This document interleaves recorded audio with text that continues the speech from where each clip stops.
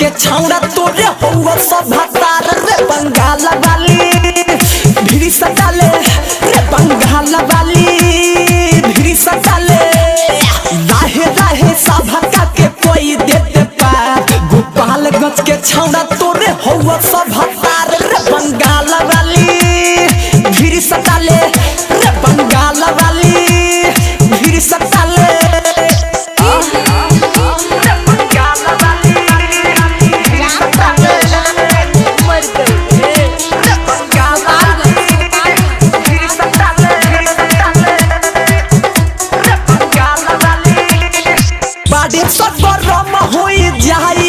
रुके नहीं पैबे तोरे कटी है सगला रे पटेल रिकॉर्डिंग स्टूडियो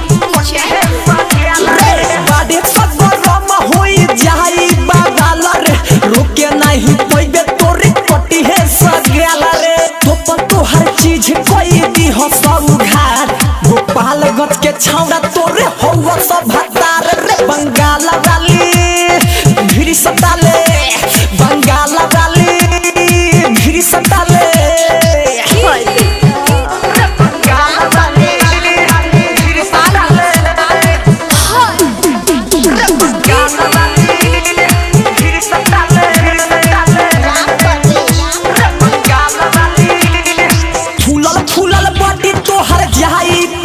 करे राके सराही चूस जाई तोहर रस रे